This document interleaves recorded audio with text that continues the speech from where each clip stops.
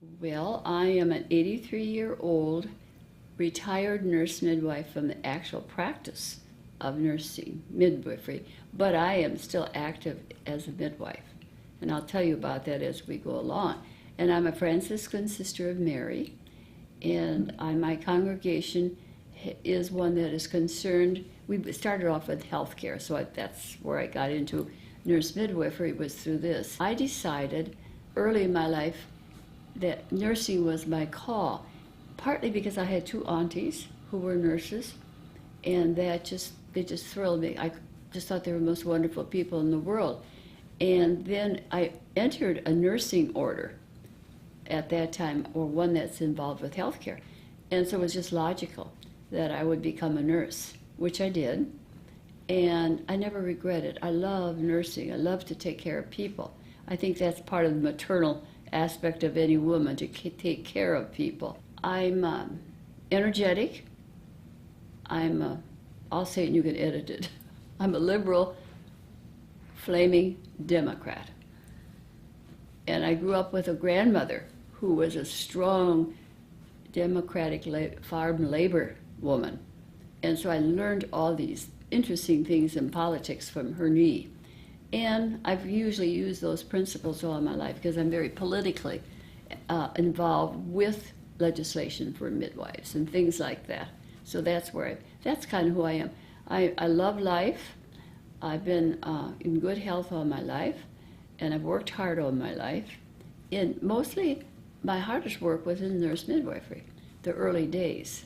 I think my early memories of starting nurse midwifery, of being in nurse midwifery, right after I graduated, I came back to St. Louis ready to go, and they did not have any nurse midwifery there. It was kind of like I was a foreigner. I had a faculty appointment, and I convinced the dean. I taught, but I started a clinic in the city hospital. I'd go down there, and I just volunteered. And before you know it, I was talking with the Division of Health and the maternal child, not the director of community health, and he says, well, I think we should hire you, see what you can get going. So I did. Part of the hard work was I needed to get legislation going and get permission, and Missouri is very conservative, and so I had a lot of battles going back and forth up to Jefferson City to get some legal issues done. The Attorney General we had to get to him to sign an agreement that we were legal, because it was interesting. There was midwives years ago, and when I first said I was a nurse midwife, Dr. Domke, I'll never forget him, he says, oh, they're outlawed, you can't do that. And so I had to explain to him. So it was a hard work of really ground work, but I got it going, I got the service going, and I did something kind of different. I didn't have any nurse midwives. I was the only one, but I had the educational background. So I got a grant from Maternal and Child Health of HEW to educate and prepare nurse midwives who were returning from foreign service to get credentialed and certified at the College of Nurse Midwives. So I developed an educational program. They got 9 credits, and they were ready to take their license. So then they became nurse midwives, and I hired them all over the period of years. And so that was a step into it with the university and then with the service. It was a very hard road to go, but I never gave up. It was exciting. And my population were African American, poor women, a few white, but far and few between. And I was working in the medical complex, so my directors and immediate collaborators were all part of the Department of Obstetricians, Gynecologists at St. Louis University. And you have all those struggles within university and the director of health and hospitals and all of that. But I was always able to work through it. I guess I had a way I had good relationships with all people that I worked with. And I think they trusted me. Otherwise, they would have never let me to do that. So then after 2 years, I started a nurse midwifery educational program at the university, a master's program. And it was an excellent program. And then that provided the students, I wanted City Hospital so I could have clinical service for them. And then I got clinical services for them in all the health departments and everything, and then we were off and running. And so it was interesting, some of the things with the university setting, you just, you had to go by the rules and regs, but I could always find a way to get around it. Then I had to work on legislation, big time. So I was appointed, a friend of mine was an attorney, wonderful attorney. We always say we grew up together. He was a young lawyer and I was a young midwife. Neither one knew what we were doing, but he guided me with the legislation, and so that we were able to get good legislation. And to this day, he gives me cases to look at. And he was just recently, he finished a term on the Supreme Court of Justice. And he was the head Supreme Court. And we still get together all the time to share our nurse midwifery experiences. But he helped me a lot. And then he got me appointed to the collaborative efforts by the governor to get collaboration between the medicine, nurse midwives, nurse practitioners, and pharmacy. And let me tell you, that was one of the most challenging things I ever did, to sit on the board face to face with the physicians who couldn't abide by us, and the pharmacy likewise. And we ran around the state to give hearings about this proposed regulation that we were going. I mean, I tell you, I said I had a bloody tongue many a time, holding myself, because these men were, and women. But we eventually got the Collaborative Practice Act signed and delivered and went through the legislators. And that was but made me feel really good. But it's always under attack, but at least we got it on the book. So that was some of the things I did while I was in St. Louis. I also, while I was there, I worked at the jail. The director of health said, Jeanne, I wish you would go down and check that jail out. He says, I think they're not getting health care down there. Could you see what about it? So I did, and for 2 years, I went once a week to the jail to give prenatal care and well women gynecology care to the women in the jail. And I used to take my students with me so they could have that experience that, we have to take care of everybody, not just the white Caucasian or the highly educated person, but the drug addicts and all of that. So we did, it was a wonderful, I loved it. I really did love the working with them, with these women, and then they'd be out on the street and they'd always come up and talk to me, and I couldn't remember if it was a patient from the hospital or the jail. I'll never forget that. They were just, you got to know your patients so well. Primarily, I've always worked with poor, with the economically poor. All my practice was with them, and it started in City Hospital with the patients from City, and I also worked with the rural poor. We developed a clinic where about 35 or 40 miles out of St. Louis was a rural clinic, and I'd go out there for their prenatal care and then deliver them in the City Hospital. So my forte has always been with economically deprived people. And then I really got interested in the Hispanics. One of my greatest joys, and probably my greatest accomplishments, I moved to Florida, and I started a birthing program for the migrants. And I lived in the little town of Ruskin, delightful little town. And I lived there, and I worshiped with them, and I worked there. And it was a very successful clinic. I hired 7 or 8 midwives because we were very busy. The interesting thing is people always say, how did you do it? I said, I hired all new nurse midwives. They had no experience right out of graduate school, because I wanted to teach them how to really care for people and not get caught up in the medical model. And so it worked. We delivered the babies at Tampa General, which was a zoo, but I would not deliver the babies in the labor and delivery unit. I wanted a private room outside of the unit. And I won. A lot of negotiation. Then I got 1, and then I got 2, and then I got 3 rooms for the birthing rooms. Because we developed a model where the mother would come in, she must stay at least 6 hours after birth, and the average was 12 to 14 hours by the time. And we had a nurse for the baby, and I took care of the mother, and we had wonderful success. And that opened the door for Tampa General to rethink their birthing program. And now they have 11 birthing rooms and no labor and delivery except for where they do a surgery. So that was just, putting a drop of initiative into an idea, and then it took off. And I was always happy to say that 3 or 4 of the nurses who worked with me went on to be nurse midwives. So that's kind of that mentoring we do, which nurse midwives are really good with. We don't keep things for ourselves. We always want somebody else to be with us, to share with us. One thing I did while I was there, though, I always wondered, what is it like to take care of private patients? They're always economically poor, black or white or Hispanic. So I talked to my chair. I said, well, Jeanne, I wish you'd come and work one day a week in my office, my private office. Well, that was an interesting experience, and it taught me that's not where I'm called. I'm not called to be there. I'm called to be with the ones who really needed me. I love the women, but it was just different. So I went back to my lovely Hispanic and African American, and I'll take care of some Haitian women. We had a Haitian population for a while too, and I learned a lot of things from those Haitian women on how to deliver babies.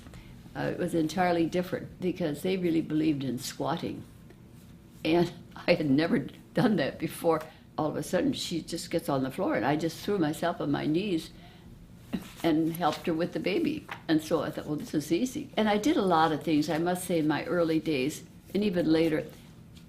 I just did them. I didn't know how to do it. I pretended I did, and that's the way I could move it along. They never questioned me because I said, well, this is just the way we always do things like this. It was a USAID program funded by the United States government, and I worked with a team of a neonatologist, an obstetrician, and myself.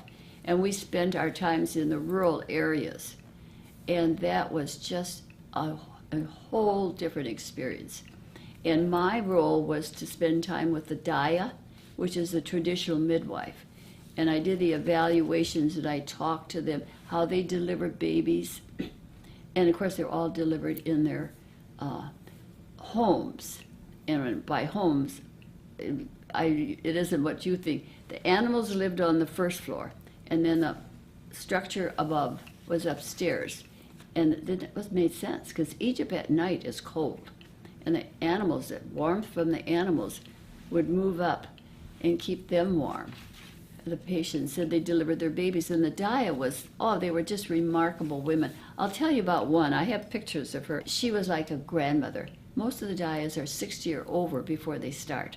They apprentice for years with their mother or grandmother before then they become bona fide in the community. And every little village has a DIA, and she takes care of everything. She knows every menstrual period of every woman in that village. So she knows exactly when somebody's pregnant, and she follows them.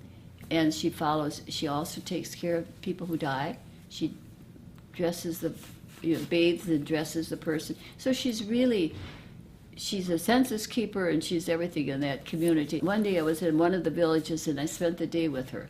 And it was the most profound experience I've ever had. I couldn't speak Arabic. I could count to 10 and say good morning, good evening, goodbye, thank you, but I couldn't do any more than that. And we spent a day together, and it was the most wonderful experience because we really talked to each other.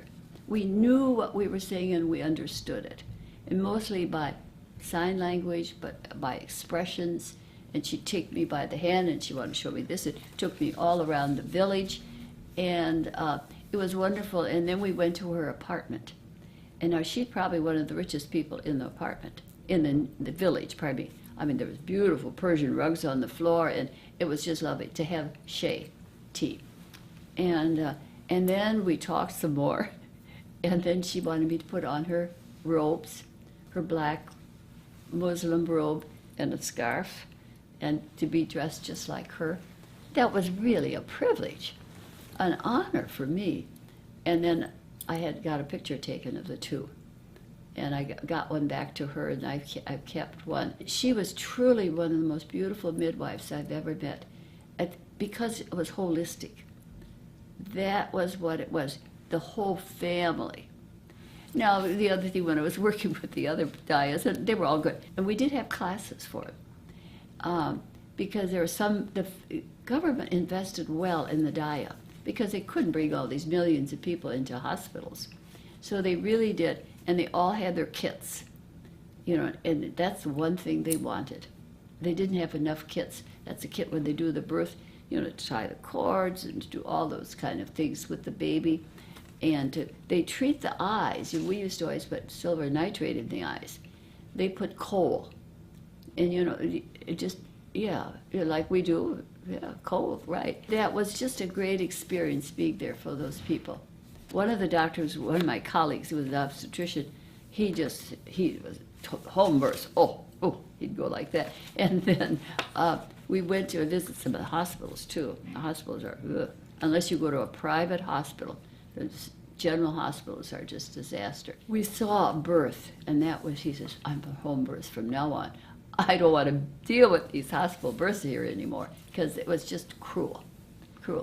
And the family has to bring in their own linen and clothes and food, and it was so that was a good experience. I think, reflecting back on it, to be with all these different women from different cultures and circumstances just made me feel more compassionate. In my congregation, we're about compassionate care and service for others, in collaboration with others. And I really felt that. I was compassionate care with others, to serve and heal. So that was quite a wonderful experience. I always said I'd go back to Egypt if I could get a job. Now I don't think I want to go right now. But I did. I love the Egyptians. I met today a woman who was from Egypt, serving the ice cream down there. So we had a little talk. I had to learn Spanish. So when I first went to Florida, I took a couple courses. I went to the college. I went to the high school. And in my room, I had my apartment, or my house, I should say, had signs all over the door, the pencil, the table, all in Spanish. And I'd listen to tapes. And I mastered enough so I could take a history and a physical and support a woman in labor and delivery in Spanish. That's all I really needed to know. Unfortunately, then they think I knew more. They'd start off, and poquito, no comprehende. Because it goes so fast, and I only knew the medical jargon, but that was good. I guess some of my other philosophies of care is never to be afraid to start anything. Never be afraid. I mean, you have to have a little background, grounding and everything, but don't hold back to think, what is somebody going to think about me? The main thing is, what do we think about our women? How can we make it better for the woman? And you're always on the right side. If you want to do good for the woman and help her, never be afraid. Be on the side of the woman, and you can't err. I really do believe that. We won't go into the politics. It's pretty messy. Challenges. Well, I think the biggest challenges as a woman, we're always up against sexism. And I think it's better, but you have to be very straightforward and not kowtow to them. You just have to really be honest with them. But I always have to watch that I don't come on too strong with my colleagues. Although I do have a good relationship with physicians because I kind of know their talk and their language. But sexism is big, and I think that pervades also in nurse midwifery, although it's much better. It's much better than it was. When I was at City Hospital, one of the things I did, this was in the early days, I started a teen clinic. And the nurse midwives took care of almost all the teens, and the teenage pregnancy rate was so high. And to work with those little ones, and I call them little because they were just 14, 15, 16-year-olds having babies. And that was a challenge and a disappointment because, we'd get them through the pregnancy and everything, and then in a year and a half they'd be back pregnant again. So in trying to work with contraception, get it to them to understand it, but it was a whole different phenomena.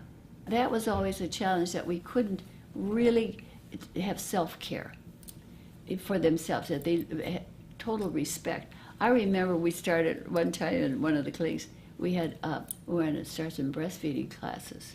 I can remember this one little girl I was trying to tell, well, you really need to breastfeed. You're just perfect. And she looked at me, and she says, you mean that's what they're for? And I said, well, yes, your breasts were made to feed babies. See, she had an entirely different notion about what breast, she had no idea. Isn't that something? Well, I think because I'm a woman, I'm called to be with women, and that's what midwifery really means, to be with women. And I get great joy with being with women. And I can cry with them, and I can rejoice with them. It's just, I just love them. And whether they're black, white, Hispanic, Haitian, rich or poor, there's just something about, and I love pregnant women. There's just, in my apartment, I have collected over the years pictures of Madonnas and of women, pregnant women, and artwork. It's just love it. I think being a woman is a great gift. I really do. And I think we have to support one another as women.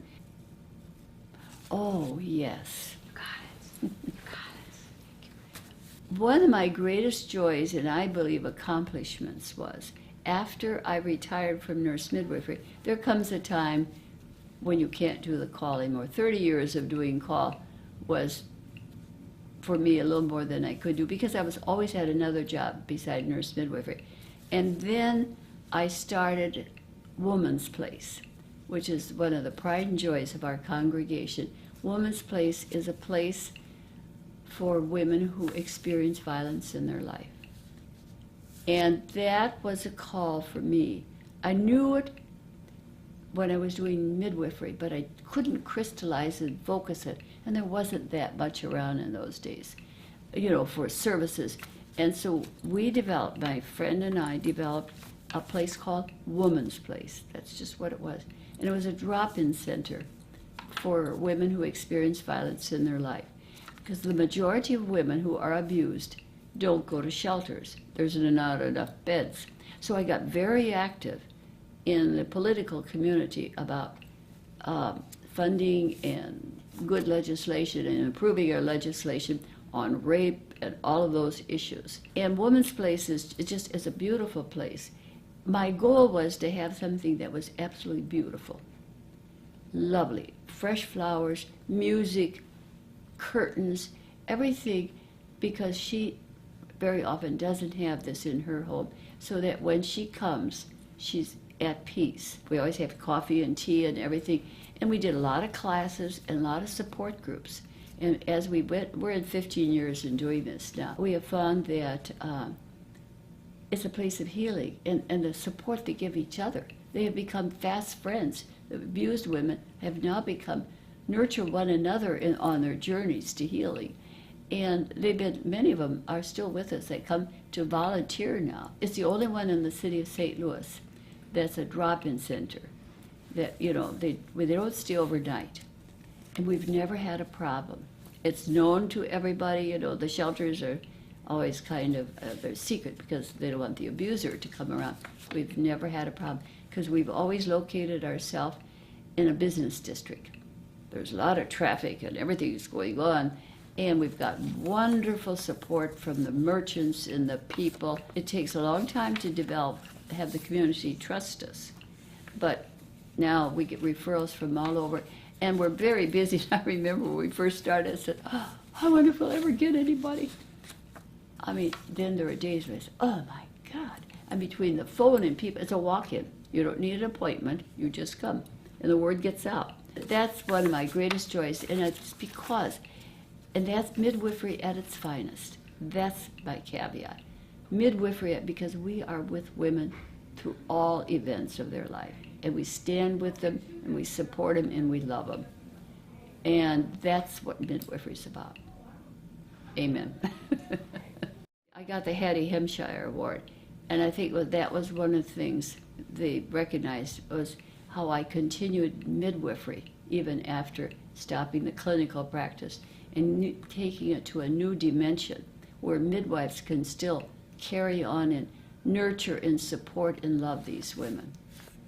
And it really pays off. You cry with them, oh, golly, and everything. But it just was, and they're wonderful women. They really are. One of the interesting things that really, you know, in my naivete in the early days of this, I mean, I knew I always say, abuse is an equal opportunist. It costs every line. But I was just almost amazed at the number of professional women that came to us, doctors' wives, nurses, professors' wives, psychologists, who would come for help. It was a safe place, very confidential. I mean, as far as everything that was said, you know, but they came. That kind of threw me. I never thought about it in that way. I guess I always thought it was the poor people because we saw so much in the poorer population. But when your professors and your doctors' wives come, as long as I can live and get moving, I'm happy to do it. I mean, I love it. I would die if I didn't have it. Midwifery has been my nourishment. My spiritual life, of course, and my religious life is foundational to who I am. But midwifery is what drives me. Yeah, it's a good place to be.